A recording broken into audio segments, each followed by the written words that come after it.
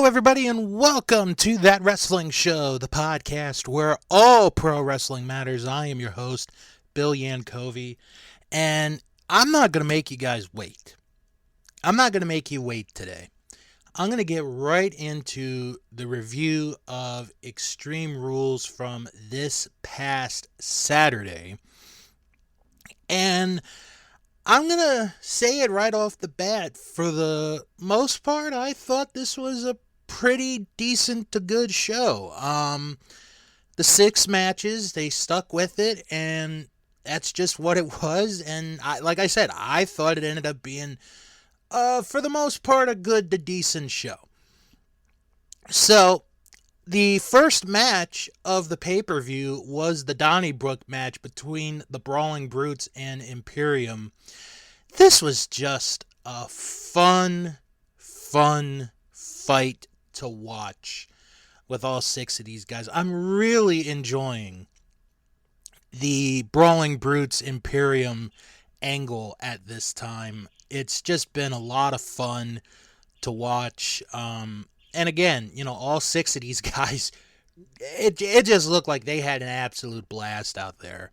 You got your your Gunther, Sheamus spots here and there. You got double teams, triple teams, just really good spots all around. And this crowd was really into this match.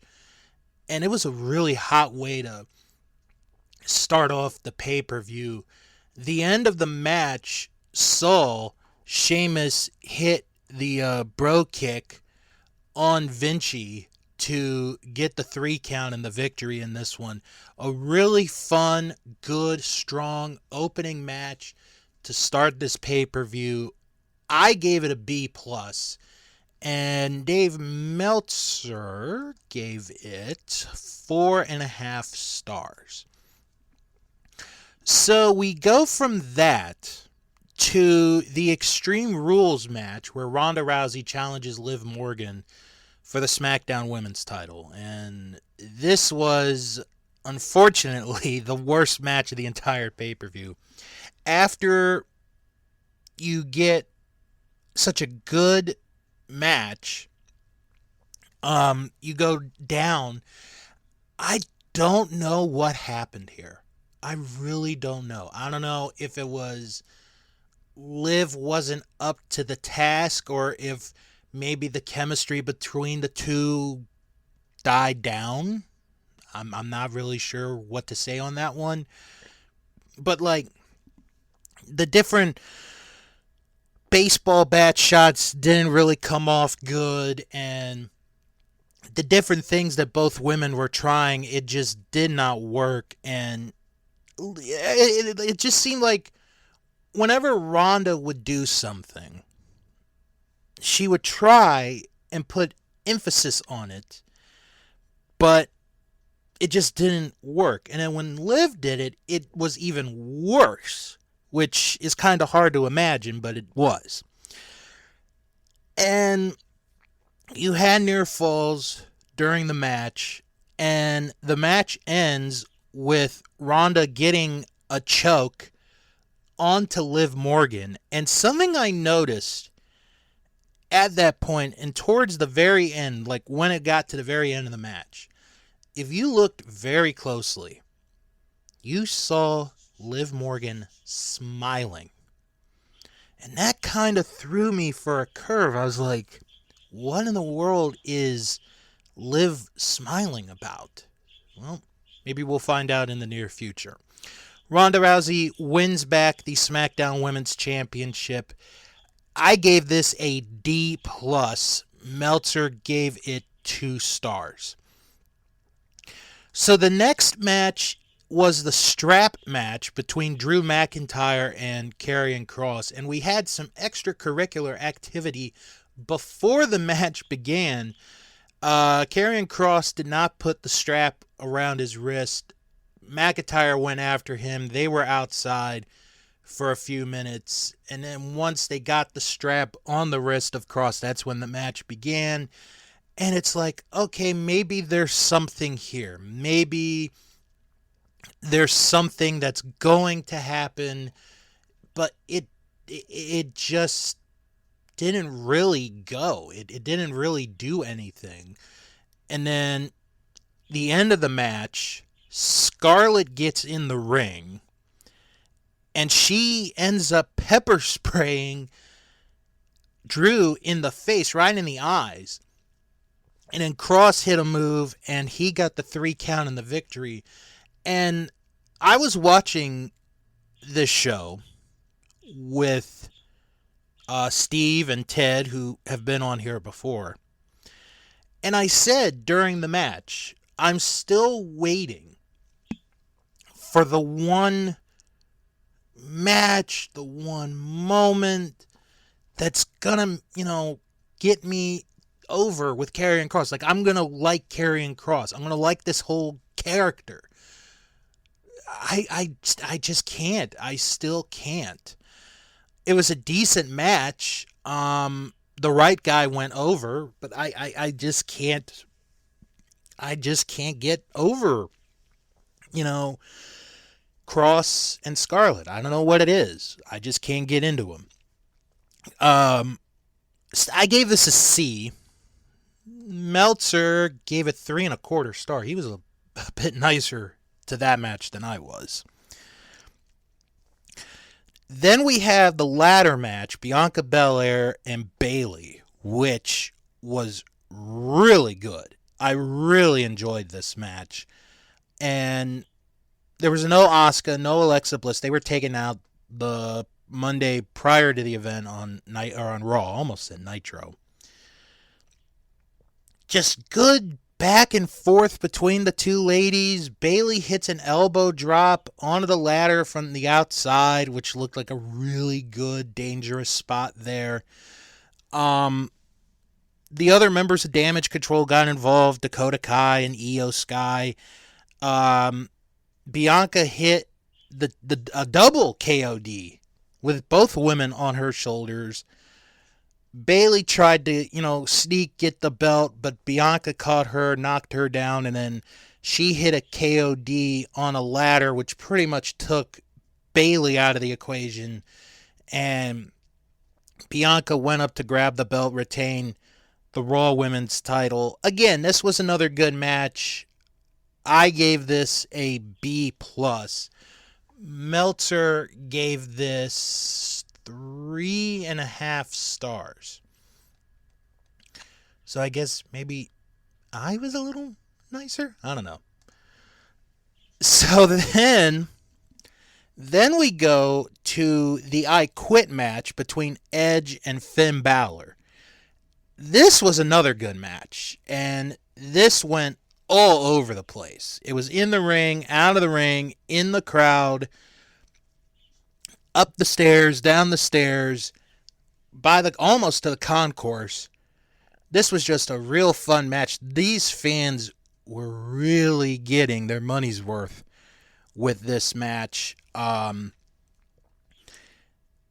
Damian Priest got involved. Dominic Mysterio got involved. Rhea Ripley snuck in from behind, attacked Edge. Ray came in to try to help. He was able to knock Damian Priest down, but Dominic beat him up. Beth comes in. She goes after Rhea Ripley, and they're fighting. This crowd's just eating this up. It is such a fun match to watch. And then you get to the end, because both men are trying to make the other say, I quit. Beth gets knocked out. Rhea had a pair of brass knucks with her and knocked Beth out. So the other members of Judgment Day, they hold Edge. And basically they're threatening him to say, I quit. And if they don't, Rhea is going to hit a concerto onto Beth. And that is what forces Edge to say, I quit. Unbelievably well done. And then, for the hell of it, Rhea hits the concerto anyway onto Beth, which, gives them even more heat. This was a really good match. I enjoyed it. good storytelling with this one. I gave this a B. Meltzer gave it 4.5 stars. So, but still, this was a really good match. And then you get to the main event, and it was so interesting because, we were talking, Steve and Ted and I, because we were like, they never really announced what the main event was going to be. They never said what the main event was going to be. And it was like, if you look at the 6 matches on the card, there was at least 3, maybe 4 matches that could have easily gone on last. Just could have easily gone on last. And the match that did go on last and was the main event was the fight pit between Seth Rollins and Matt Riddle, Daniel Cormier as the guest referee. This wasn't what I expected as far as first time in WWE doing it. They had done it in NXT in the past. I thought it was good. I liked that the only time that Cormier really got involved, which wasn't that much, was like Riddle accidentally elbowing him or Rollins doing something. And that was really it. And when you have a guy like Daniel Cormier, who's in the UFC Hall of Fame, he's won championships, you don't want to make him the focus of attention in a match like this unless he needs to be. And here he didn't need to be, which I'm glad about. So, they're fighting around the cage, they're beating each other up, and then Seth climbs to the top part of the fight pit. He and Riddle go at it. Rollins gets knocked off. Riddle hits a swanton, or not really, actually it was a senton, more of a senton than a swanton.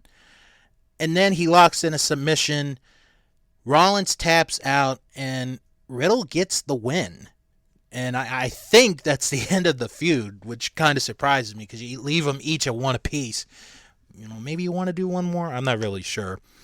I gave this a B-. Meltzer gave it 3.75 stars. So then they put up, the end of the credits, and then the whole arena goes black. And this is basically what everyone had been waiting for. So then everything goes to black, and you're like, okay, what's going to happen next? And then you start to hear, he's got the whole world in his hands. He's got the whole world in his hands. And everyone's got their flashlight on from their phone. The fireflies are out. And then you start to see, like briefly, okay, here's Huskus the pig. Here's Mercy the buzzard. Here's the Ramblin' Rabbit. Here's Sister Abigail. And then there's a mask left on the commentary table, which kind of freaks out both Cole and Graves. Then you see the Fiend. And then they go to the Titantron, and then you see cobwebs in the Firefly Funhouse. And my thought was, okay, they might come to life. We're into the Halloween season. You want to scare people. But they didn't. They played the Firefly, Funhouse theme. And, then there's like this cryptic video. And then you see a door, and the door opens. And here's a lantern. And here's the White Rabbit. And then he takes off the mask, and it's Bray Wyatt. Huge reaction. and he says, "I'm here," to the camera, blows the lantern out, and that really ends the show. And I really want to talk about the whole Bray Wyatt thing, because I thought the way they did that was perfectly done. And the one thing for me that this was done so wonderfully, because I was waiting for it all night. There were like 2 matches that I was thinking, okay, maybe we're going to get this. I was waiting for Bray to interfere in a match, and it didn't happen. And I'm so glad that did not happen. I was so glad that there was no Bray Wyatt interference in a match, because it could have soured the return. It could have. But the way they did it was just wonderfully executed. And now it's like you're going to start to try to put the pieces together of who was in the Huskus costume, who was in the Buzzard, the Rabbit, the Sister Abigail, the Fiend. Who were those individuals? That's what's going to make this fun. And then I noticed Bray Wyatt, size-wise, he got bigger. He got bigger. Now, Bray is very capable of dropping that weight, so I'm not really worried about it. But it's just going to be interesting to see where this goes. I read a rumor a couple days ago, actually, that they may be, not saying it's going to happen, but maybe at the Survivor Series for the War Games, we get the Bloodline against Wyatt and his group. Well, if you're going to do it, you better start now, because the Survivor Series is a month and a half away. You might want to get the ball rolling on that one, my friend, if that is the way they go. Things change, but you never know. But I really liked the whole presentation at the end. Just well done. And it just got everybody eating it up. It really, really did. So what did our Facebook group think of Extreme Rules? Well, the majority of the people gave this a B grade. Meanwhile, the others went with a C grade for this show. So a pretty positive response for Extreme Rules 2022. And then best match, I voted for Bayley and Bianca Belaire. The majority went with the Donnybrook match with the Brutes, the Brawling Brutes, and Imperium. And one person voted for Ronda Rousey and Liv Morgan. Hey, we respect everyone's opinion. Just kind of a little surprised about that one. But yeah, it seems the majority went with the Brawling Brutes and Imperium, the Donnybrook fight, as the best match, or their favorite match from this pay-per-view. But pretty much a good pay-per-view all the way around.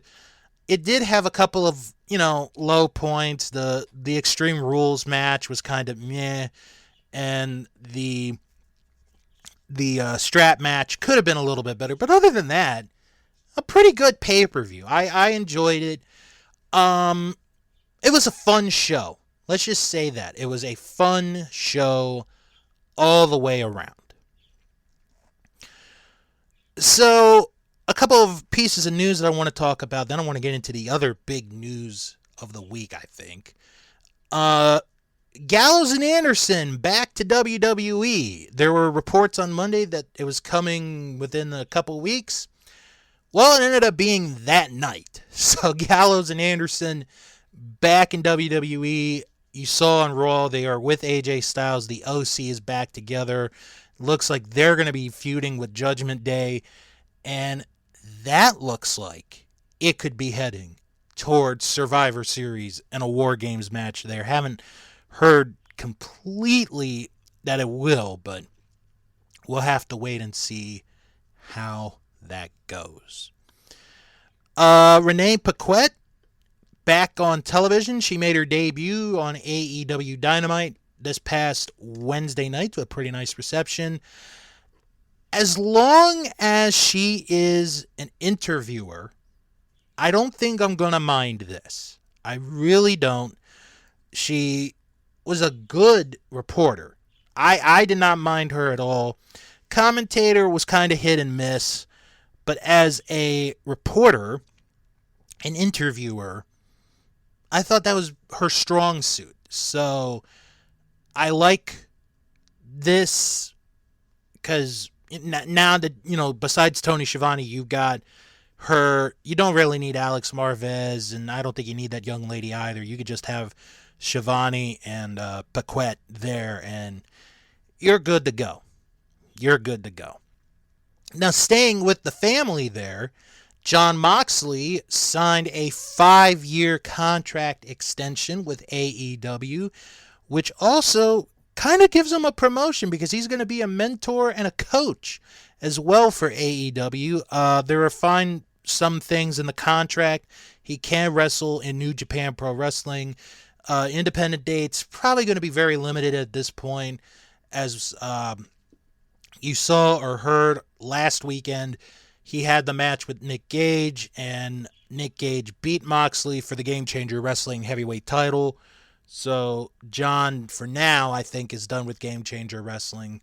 Maybe he comes back in a little while, who knows, but for the time being, he is done. Also, AEW announced that they're going to be in a working relationship with Pro Wrestling Noah. Starting in 2023, Sting is going to Japan. He's going to be in the last match of the Great Muta character ever. Kaiji Muto currently on his retirement tour. His last match is in February. This one with the Great Muta is in January. So you're going to get Sting and the Great Muta one more time there. That had been kind of known for a little while, but the deal with Noah makes it kind of interesting. Who knows what talent you're going to get from Pro Wrestling Noah to come over to AEW and vice versa. So that'll be pretty fun to see there. What other news was? I think there was one other. Oh, yeah. Impact Wrestling. A couple of new champions were crowned at Bound for Glory. Frankie Kazarian won the X Division title, beating Speedball Mike Bailey. And Taya Valkyrie and Jessica defeated Deonna Purrazzo and Chelsea Green to win the Knockouts tag team titles. Those were the two new champions crowned at that event. And then at the TV taping, Matt Taven and Mike Bennett lost the Impact Wrestling tag team titles to Heath Slater and Rhino. It was reported over the weekend that those two gentlemen, along with Vincent and Maria Kanellis, they are done with Impact Wrestling. There had been reports earlier in the week that WWE had been interested in Matt Taven. And this is going to be a bit of a spoiler if you watch Rampage. Matt Taven, Mike Bennett, and Maria all showed up at AEW Rampage. The taping was last night. It's going to air tonight.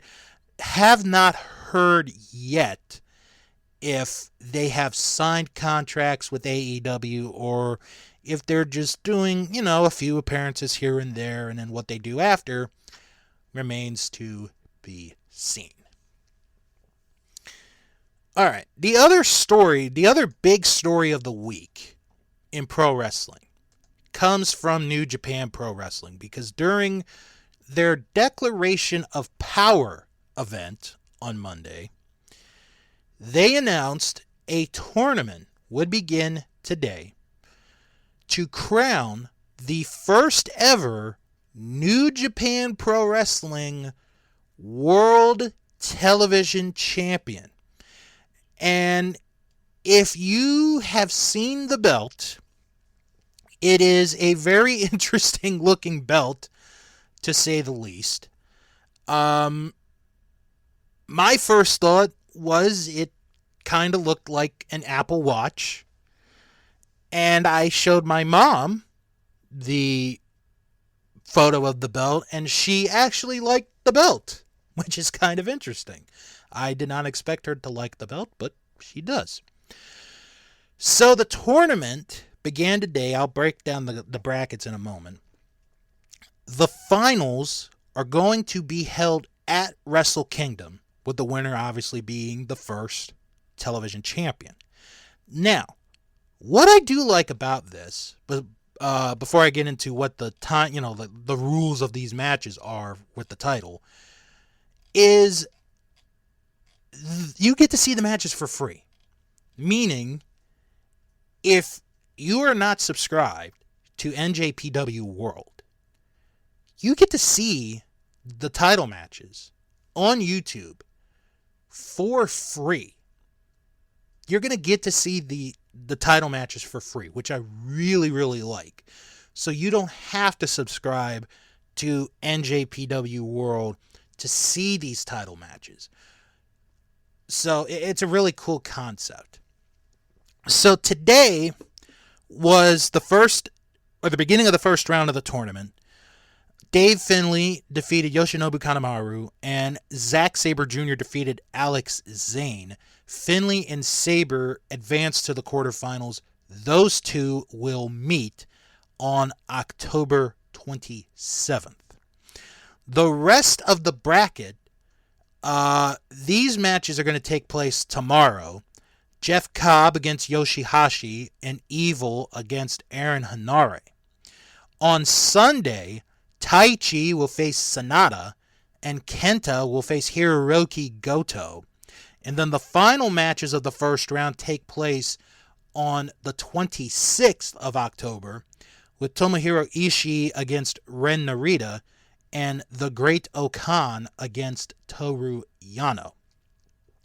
So, the quarterfinal dates are October 27th and October 30th. And the semifinals, both of them, will be November the 5th, with obviously the finals taking place at Wrestle Kingdom 17, which is starting to shape up to be a pretty good card. Now, when we do have a new champion, basically they're kind of going by the old rules of NWA and WCW. It's going to be a 15-minute time limit with the belts. And I like that. They're going old school on it. You have 15 minutes to beat the champion to win the belt.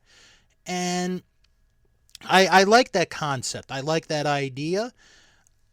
It's going to be interesting to see how this becomes a thing as far as a championship goes with New Japan Pro Wrestling. I think once they're able to have a champion and have the champion have a few title defenses underneath him, I think it's going to end up being a pretty cool belt. I kind of look at it as kind of like, like I said earlier, the old NWA, WCW television title. You have the 15-minute time limit. You have to beat the champion in 15 minutes.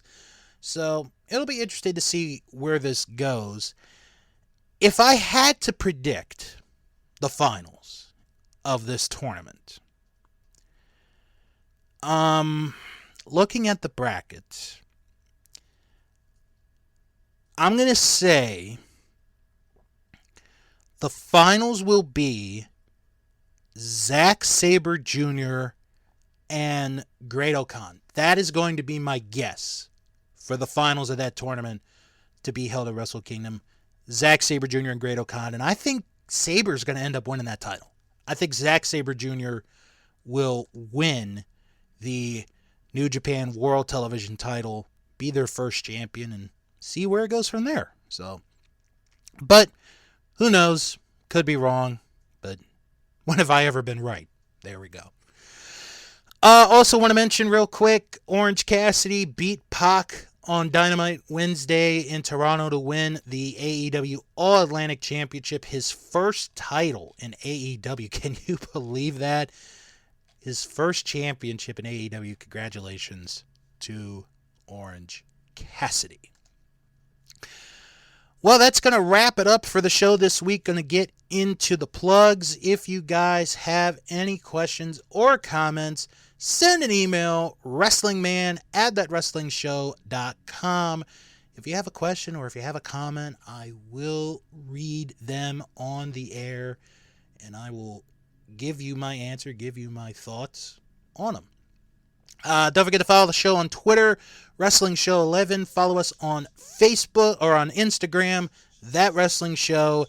And join our Facebook group, That Wrestling Show Fan Group, where you could join hundreds of other fans to discuss everything past and present in pro wrestling.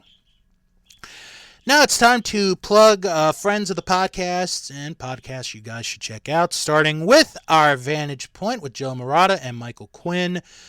This week they started a brand new season, and they're dedicating the entire season to the fans. This is a fan appreciation season, and they start off by answering a question. If they've had opinions changed on certain individuals in professional wrestling.